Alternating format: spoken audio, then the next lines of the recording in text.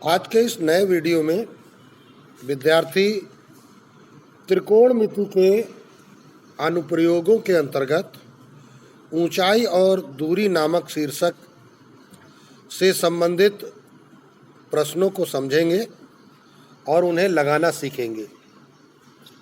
बच्चों, ऊंचाई और दूरी, यहाँ दो शब्दों का प्रयोग किया गया है।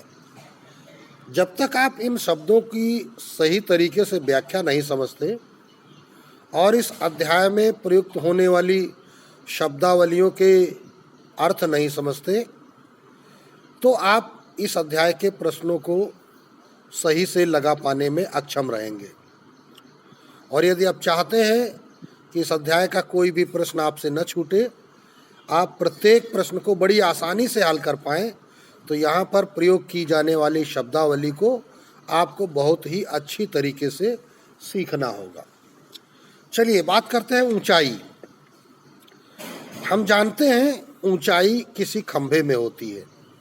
सबसे सरल उदाहरण है ऊंचाई के लिए, एक खंभा, चाहे वो हमारे घर में बरामदे का खंभा हो या हमने कहीं पर भी एक गड़ा हुआ पोल देखा हो, सीधा खड़ा हुआ पेड़ देखा हो, तो ऊंचाई इन्हीं आकृतियों में होती है। तो ऊंचाई के लिए ज़रूरत क्या है? पहली ज़रूरत तो है ज़मीन, और ज़मीन पर ये ऊंचाई इस प्रकार खड़ी हो जाती है और ये ज़मीन के साथ समकोण बनाती है। हमेशा ध्यान रखिए कि ऊंचाई जो होती है वो क्या होती है? ज़मीन के साथ समकोण बनाती है। और जब हम जमीन का रेखांकन करते हैं, ये जो हमने रेखांकन किया है, इस रेखा को हम क्या कहते हैं? इस रेखांकन को, इस रेखा को हम कहते हैं क्षैतिज रेखा। क्षैतिज रेखा। और इस रेखा को हम क्या कहते हैं? ऊर्ध्वाधर रेखा। तो जो ये ऊर्ध्वाधर रेखा है, यह ऊंचाई को प्रकट करती है, और जो क्षैतिज रेखा है यह दूरी को प्रकट करती है। अब प्रश्न उठता है कि हम क्षैतिज रेखा जो खींचते हैं उसको हम जमीन कहते हैं, ऊर्ध्वाधर रेखा जो हम खींचते हैं उसको हम ऊंचाई कहते हैं, और इस क्षैतिज रेखा को ही हम दूरी से संबोधित करते हैं। तो यदि कोई रेखा ऐसी हो जाए जिसमें क्षैतिज और ऊर्ध्वाधर दोनों ही गुण हैं इस रेखा में, क्योंकि यह रेखा देखिए यहाँ पर जमीन पर है और यह ऊंचाई की ओर धीरे धीरे बढ़ रही है। इसका दूसरा सिरा क्या है? कुछ ऊंचाई पर है। ये पहला सिरा इसका कहाँ है? जमीन पर, और दूसरा सिरा है इसकी कुछ ऊंचाई पर। अर्थात इस AB रेखा में क्षैतिज और ऊर्ध्वाधर के दोनों गुण हैं, इसीलिए इस रेखा को कर्ण या विकर्ण कहते हैं। तो कर्ण या विकर्ण वह रेखा है जिसमें क्षैतिज व ऊर्ध्वाधर दोनों ही गुण पाए जाए। अब इस बिंदु से जब हम एक क्षैतिज रेखा खींचते हैं पृथ्वी की दिशा में, और इस बिंदु से हम एक ऊर्ध्वाधर रेखा खींचते हैं ऊंचाई की विपरीत दिशा में। भाई देखिए, ऊर्ध्वाधर रेखा इस रेखा को भी कहेंगे, और यही रेखा यदि हम उल्टी खींच दें तो भी हम इसे क्या कहेंगे? ऊर्ध्वाधर रेखा कहेंगे। ठीक है ना? हाँ, ये ऊर्ध्वाधर रेखा गहराई की ओर जा रही है और ये ऊर्ध्वाधर रेखा ऊंचाई की ओर जा रही है।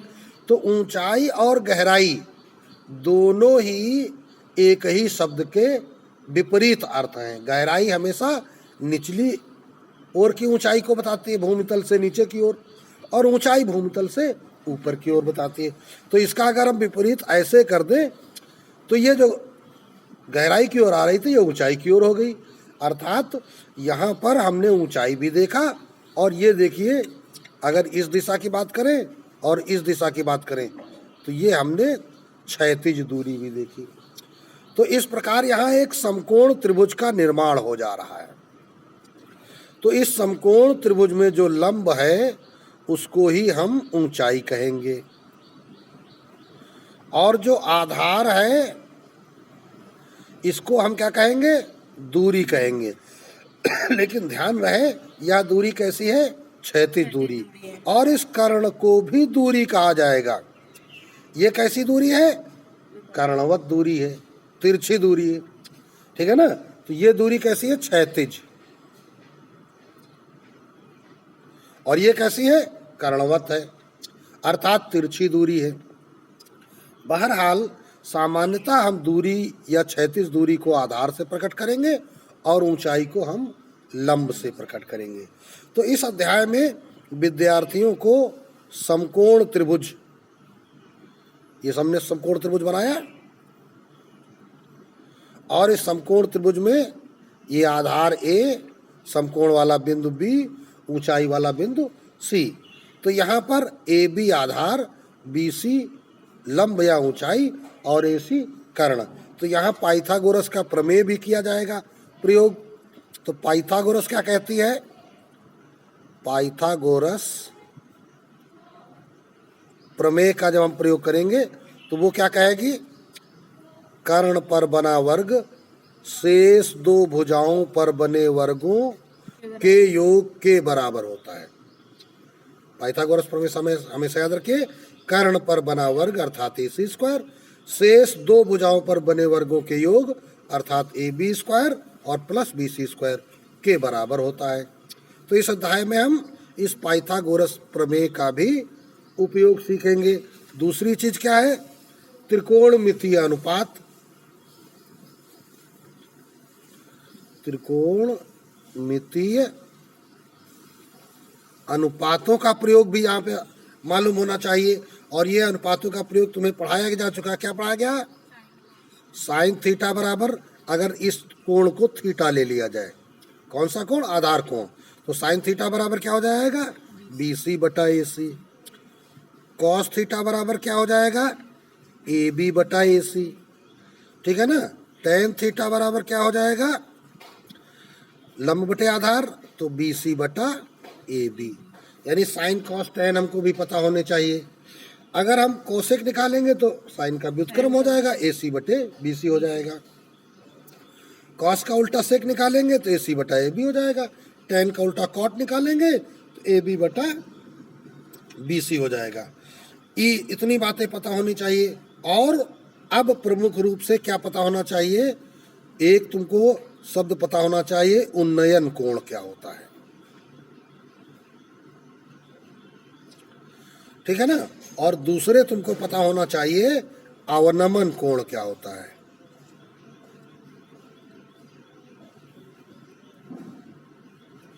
ये दो प्रमुख कोण हैं जिनके बारे में तुमको पता होना चाहिए।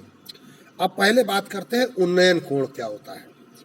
मान लीजिए हम जमीन पर बैठे हैं और आकाश में उड़ती हुई पतंग या हवाई जहाज को देखना चाहते हैं। ध्यान से हमारी बात सुनिए। यदि हम जमीन पर बैठे हैं तो हम कहाँ बैठे हैं, ये देखिए, ये हो गई जमीन पर एक बिंदु जहाँ हम बैठे हैं। तो जमीन बनाओ पहले। तो ये हमने क्या कर दिया, जमीन बना दी। जमीन हमेशा कैसी होगी, क्षैतिज समतल। और हम देख क्या रहे हैं, एक पतंग या हवाई जहाज। मान लीजिए इस पतंग का नाम हमने P रख दिया और जमीन का नाम हमने AB रख दिया, ठीक। जमीन का तल कैसा है, AB है। AB के A बिंदु पर हम बैठे हैं और इस पतंग P को देख रहे हैं। तो हमारी नजर एक बार जमीन की ओर गई। किस दिशा में गई, जमीन की ओर, अर्थात क्षैतिज दिशा में। दूसरी ओर हमारी नजर पतंग की दिशा में गई। पहले हमने देखा किधर, क्षैतिज, फिर देखा किधर, पतंग की ओर। तो अब ये दोनों ही हमने दूरियां देखी हैं। क्या देखा है हमने, ये क्षैतिज दूरी और ये कर्णवत दूरी, दोनों ही दूरियां देखी। इन दूरियों में जो कोण बन गया, यही कोण उन्नयन कोण कहलाया। तो अर्थात यहां पर जो कोण इस आकृति में बना है, कोण BAP। BAP कोण क्या है, उन्नयन कोण। तो उन्नयन कोण के लिए क्या जरूरी शर्त हो गई, पहले क्षैतिज देखो, फिर ऊंचाई पर स्थित वस्तु देखो, तब तैयार होगा उन्नयन कोण। अब दूसरी बार क्या है, दूसरी बार भाई हम अब की बार क्या किया हमने, हम एक मकान ये हमने देखिए जमीन पर एक मकान बना दिया, इस मकान की छत पर बैठे हैं। कहाँ बैठे हैं? मकान की छत पर। और मकान कहाँ है? जमीन पर। अब जमीन पर मकान है और जमीन पर यहाँ एक कार खड़ी है। हम बैठे हैं मकान की छत पर और जमीन पर खड़ी है क्या? कार, जो है मकान से कुछ दूर। कार कहाँ है?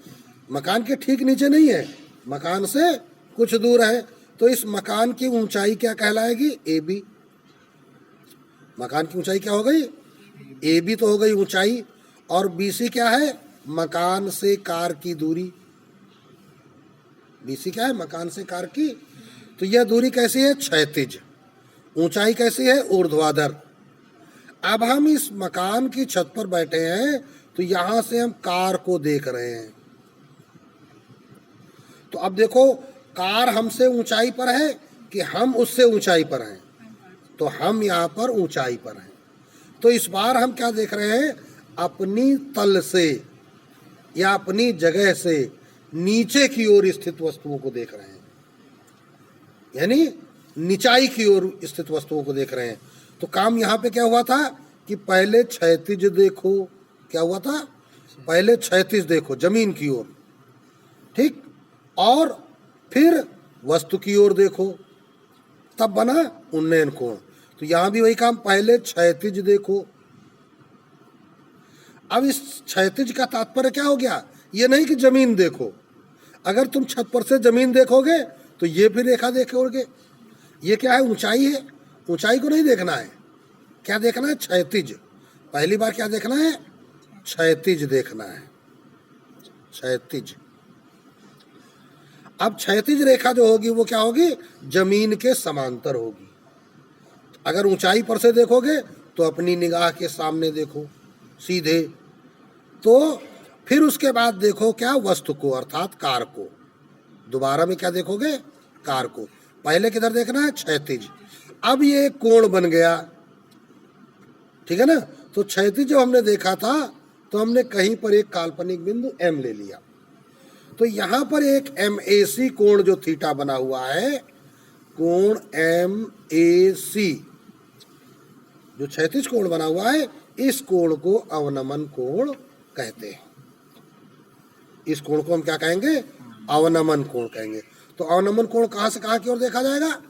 ऊंचाई पर स्थित व्यक्ति द्वारा नीचे स्थित वस्तु। जैसे अगर हम जमीन पर खड़े होकर तालाब में बैठे हुए किसी पक्षी को देखें तो कौन सा कोण बनेगा? अवनमन कोण बनेगा। जमीन पर हम बैठे हैं और तालाब में एक पक्षी तैर रहा है, उसको अगर हम देखेंगे तो कौन सा कोण बनेगा? क्योंकि तालाब में पानी की सतह क्या होगी? हमारी ऊंचाई से नीचे होगी। यदि हवाई जहाज पर बैठा व्यक्ति जमीन पर खड़ी कारों को देखेगा तो कौन सा कोण बनेगा? अवनमन कोण बनेगा।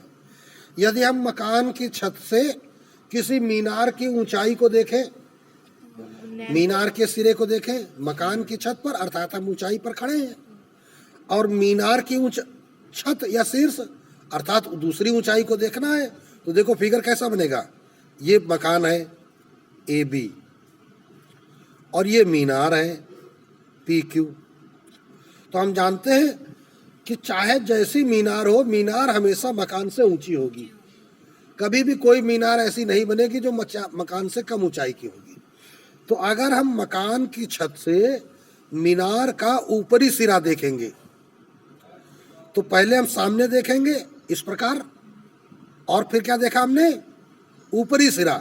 तो जो कोण बना उस कोण को हम उन्नयन कोण कहेंगे। ये क्या है? उन्नयन कोण। और अगर हम इस मकान की छत से इस मीनार का निचला सिरा देखें तो फिर हम जो हम सामने देख रहे थे उस सामने देखने के साथ साथ जब हम नीचे देखें तो एक कोण ये बना, इसका नाम हमने फाई रखा। तो ये फाई कोण क्या हो गया? अवनमन कोण हो गया।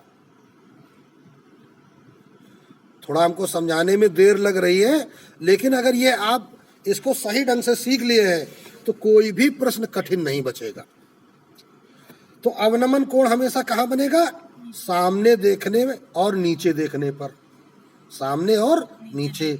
उन्नयन कोण कैसे बनेगा?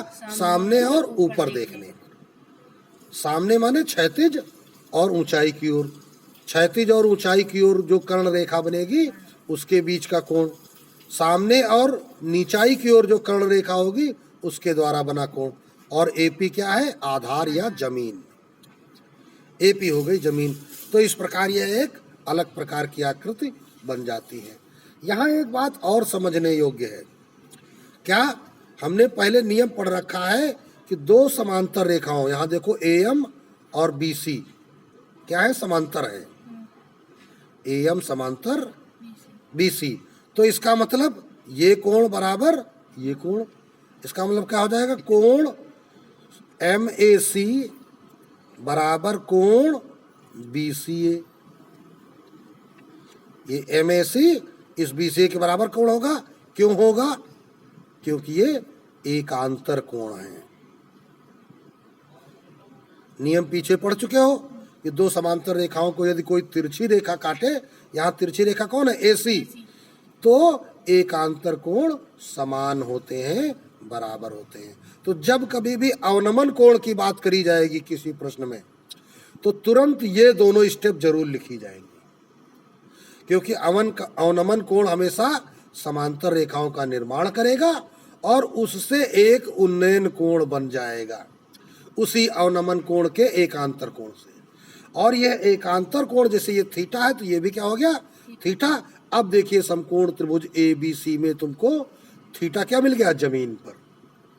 अब हमारा प्रश्न लग जाएगा, चाहे हमको पाइथागोरस प्रमेय लगानी पड़े और चाहे कोई त्रिकोणमिति अनुपात लगाना पड़े। तो ये विद्यार्थी विशेष ध्यान देंगे। यदि जितना अभी तक सिखाया गया है विद्यार्थियों ने सीख लिया है तो ये निश्चित है कि उनके लिए अब इस अध्याय में कोई भी प्रश्न कठिन नहीं बचा। सारे के सारे प्रश्न सरल हैं। चलिए कुछ प्रश्नों को अब लगाकर देखेंगे। अब अभ्यास का पहला प्रश्न देखते हैं। 6 मीटर ऊंचे एक खंबे की छाया भूमि पर 2√3 मीटर लंबी है, तब उस समय सूर्य का उन्नयन कोण ज्ञात कीजिए। तो जरा इस बात को ध्यान से समझिए। 6 मीटर ऊंचा एक खंभा है, तो खंभा कैसे खड़ा होगा? ऊर्ध्वाधर। ये देखिए खंभा खड़ा हो गया। तो खंभे का नाम हमने रख दिया क्या? इसका नाम हमने रखा PQ रख दिया। इसकी ऊंचाई कितनी है? 6 मीटर है। और इस खंभे की छाया बन रही है, तो छाया कहाँ बनेगी? जमीन पर। खंभे की छाया कहाँ बनेगी? ये हमने जमीन बना दी। इस जमीन पर खंभे की छाया बनेगी। और भूमि पर छाया कितनी है? 2√3 मीटर। क्या कहा गया है? खंभे की छाया भूमि पर 2√3 मीटर। तो ये 2√3 मीटर लंबी छाया, यहाँ बिंदु हमने रख लिया R। तो QR क्या हो गया? जमीन अर्थात छाया। और ये छाया क्यों बन रही है? क्योंकि यहाँ पर सूर्य चमक रहा है। तो सूर्य की जो किरणें आ रही हैं, तो सूर्य की आने वाली किरणें ये देखिए ऐसे ये जमीन पर छाया बना देंगी। इस खंभे की छाया क्या हो जाएगी? जमीन पर बन जाएगी। तो कह रहा है उस समय सूर्य का उन्नयन कोण ज्ञात करो। अर्थात कोई व्यक्ति यदि इस बिंदु R पर हो और R से क्या देखे? ये जमीन देखे और फिर क्या देखे? सूर्य देखे, तो ये उन्नयन कोण बनेगा। और यही उन्नयन कोण ज्ञात करना जिसको हमने मन में सोचा कितना है? थीटा है। तो इस प्रकार ये आकृति बन गई। तो हमेशा ध्यान रखिए कि ऊंचाई और दूरी का कोई भी प्रश्न जब आता है तो सबसे पहला काम हम उसकी एक काल्पनिक आकृति बनाएं जो कि समकोण त्रिभुजों के स्वरूप वाली हो, जिसमें हम रेखाएं जो खींचेंगे वो बिल्कुल सीधी रेखाएं होंगी। ठीक है ना? तो यहाँ पर खंभे की ऊंचाई PQ है और छाया की लंबाई QR है। उन्नयन कोण सूर्य का जो ज्ञात करना है वो है QRP, ये निकालना है। तो चलिए अब लगाते हैं प्रश्न को। तो पहला प्रश्न है, लिखेंगे क्या? प्रश्नानुसार आकृति की सहायता से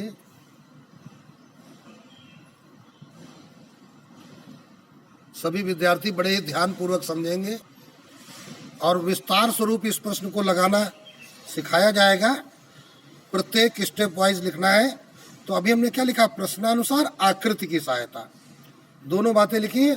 तो जो प्रश्न में बताया गया है और जो आकृति में तुमको दिखाई दे रहा है, तो सबसे पहले कहा गया था खंबे की ऊंचाई। तो हम क्या लिखेंगे? खंबे की ऊंचाई क्या है यहाँ पे? PQ बराबर 6 मीटर। और क्या कहा गया था? खंबे की छाया, खंबे की छाया, छाया क्या है? QR, वो कितनी है? 2√3 मीटर। और बाद में पूछा गया है सूर्य का उन्नयन कोण, उन्नयन कोण ये पूछा गया है। तो जो चीज पूछी जाए तो उसको लिख लेंगे माना कि सूर्य का उन्नयन कोण बराबर थीटा। अब यहाँ पे एक समकोण त्रिभुज बन गया है। कौन बन गया? PQR। तो अब क्या लिखेंगे? अतः समकोण त्रिभुज PQR में, देखो तुमको क्या क्या पता है? लंब पता, आधार पता, निकालना क्या है? थीटा। करना नहीं निकालना है। सूर्य का उन्नयन कोण पूछा गया था, थीटा पूछा गया था। तो थीटा, लंब और आधार। तो थीटा की जब बात करी जाएगी तो त्रिकोणमितीय अनुपात का काम चलने लगेगा। तो हम यहाँ पे क्या लगाएंगे?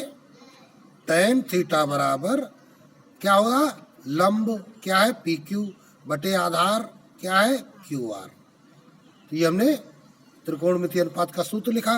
अब यहाँ पे वैल्यू रख देंगे। थीटा तो पता नहीं है, तो tan थीटा वैसे ही PQ कितना? 6 बटे QR 2√3। तो ये देखिए 2 3 6 कट गया। अब एक और बात, बटे के नीचे जो है करणी नहीं होनी चाहिए। तो यहाँ इसका क्या करना पड़ेगा? परिमेयकरण। ये पीछे तुमको सिखाया गया होगा। यहाँ पे परिमेयकरण किया गया है √3 का ऊपर नीचे गुणा करके। तो क्या आ गया? tan थीटा बराबर 3√3 बटे 3। अब ये 3 3 कट जाएंगे। तो tan थीटा बराबर क्या आ गया? √3। तो इसलिए tan थीटा बराबर √3 कितने अंश का मान होता है? tan 60 अंश का। तो इसका मतलब क्या आ गया? थीटा बराबर 60 अंश। थीटा क्या है? उन्नयन कोण। तो अब हम लिख देंगे अतः सूर्य का उन्नयन कोण थीटा बराबर 60 अंश। और यही आपका आंसर हो गया। और इस प्रकार ये प्रश्न तुम्हारा कंप्लीट हो गया और पूरा प्रश्न लग गया। तो पहला प्रश्न है, सरल प्रश्न है, छोटा प्रश्न है। विद्यार्थी इसकी सहायता से लिखने का सही तरीका अवश्य सीखे। अब दूसरा प्रश्न देखते हैं, संलग्न आकृति में। तो यहाँ आकृति दी गई है। सर्कस का एक कलाकार एक 20 मीटर लंबी डोर पर चढ़ रहा है। तो देखिए यहाँ 20 मीटर लंबी डोर क्या है? AC है। तो चढ़ रहा है मतलब C से A की ओर जा रहा है। यही तो मतलब हो गया। जो अच्छी तरह से तनी हुई है, मतलब इसमें जो है झोल या लचक नहीं है, तनी हुई है। और भूमि पर लगे खंभे के शिखर से, ये खंभे का शिखर है, से बंधा हुआ है। यदि भूमि स्तर के साथ डोर द्वारा बनाया गया कोण 30 अंश का हो, तो ये देखो जमीन के साथ कितना कोण बनना है? 30 अंश का। तो खंभे की ऊंचाई ज्ञात करो। तो खंभे की ऊंचाई यहाँ पे क्या है? AB। तो इस AB ऊंचाई को हम मान लेंगे H मीटर। और यही ऊंचाई H मीटर हमको ज्ञात करनी है। तो चलिए अब लगाते हैं इस प्रश्न को। तो प्रश्न संख्या 2 है, लिखेंगे क्या? प्रश्नानुसार आकृति से डोरी की लंबाई क्या है, AC बराबर 20 मीटर। उन्नयन कोण, कौन सा कोण, BCA बराबर 30 अंश। BCA उन्नयन कोण हमेशा ध्यान रखिए, जिस बिंदु पर बन रहा है वह बिंदु बिल्कुल बीचों बीच में रखेंगे, और क्षैतिज सिरे पर जो बिंदु है उसको पहले और ऊर्ध्वाधर सिरे वाले बिंदु को बाद में। हालांकि इसी कोण को हम ACB भी कह सकते हैं, लेकिन नहीं, जब उन्नयन कोण कहेंगे तो पहले क्या देखते हैं, क्षैतिज बिंदु, फिर क्या देखते हैं, ऊर्ध्वाधर बिंदु। तो क्षैतिज से ऊर्ध्वाधर की ओर उन्नयन कोण बनता है। तो ये हो गया आपका उन्नयन कोण। तीसरी बात जो ज्ञात करना है, माना कि खंभे की ऊंचाई, खंभा है क्या, AB बराबर H मीटर। तो इस फिगर में देखिए क्या क्या है, कर्ण है, लंब है और आधार कोण है। तो यहाँ पर अनुपात त्रिकोणमितीय अनुपात लगेगा, क्योंकि हमने अभी कहा था कि जब भी कोण दिया जाएगा तो त्रिकोणमितीय अनुपात लगेगा। अगर कोण ना होता तो पाइथागोरस लगाते। तो लिखेंगे क्या, समकोण त्रिभुज ABC में क्या है, साइन थीटा लगाएंगे। होता क्या है, लंब बटे कर्ण, अर्थात AB बटे AC। वैल्यू पुटअप कर दो, थीटा कितना है, 30 अंश बराबर AB कितना, H बटे कर्ण कितना, 20। साइन 30 की वैल्यू 1/2 बराबर H बटे 20। तिरछा गुणा हो गया, 2H बराबर 20, 2 से भाग लगा दो, H बराबर 10। तो H क्या निकल आया, ऊंचाई। अब हम क्या कह सकते हैं, अतः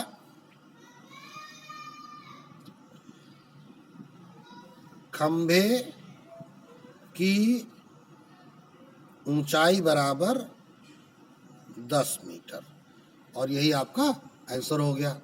तो कोई बड़ा कठिन प्रश्न नहीं था, छोटा सा सरल प्रश्न था। अब देखते हैं तीसरा प्रश्न।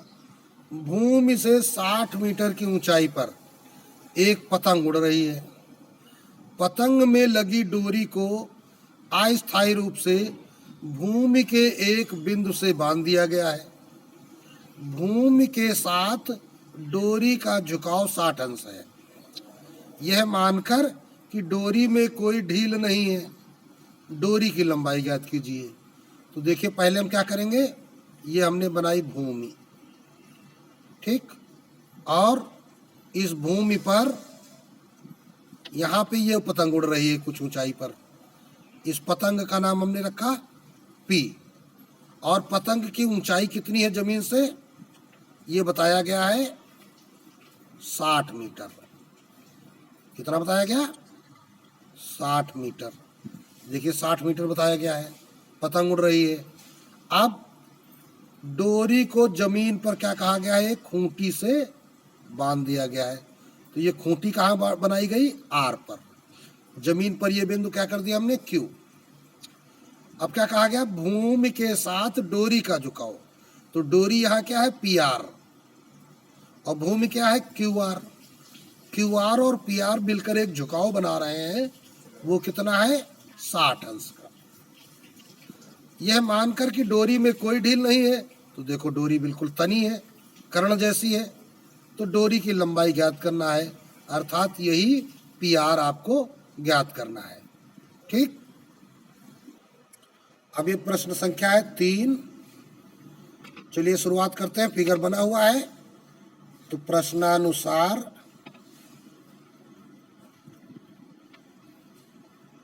आकृति से पतंग की ऊंचाई, तो जमीन से है ना, तो PQ बराबर 60 मीटर।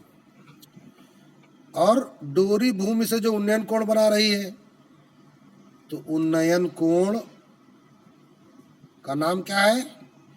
QRP बराबर 60 अंश, है ना। माना कि डोरी की लंबाई, तो डोरी क्या है? PR, इसको हमने मान लिया x मीटर। ये तिरछी रेखा हमेशा x मानी जाती है, ऊंचाई को h मानना चाहिए। कभी आधार मानना पड़े तो उसको भी x मानिए।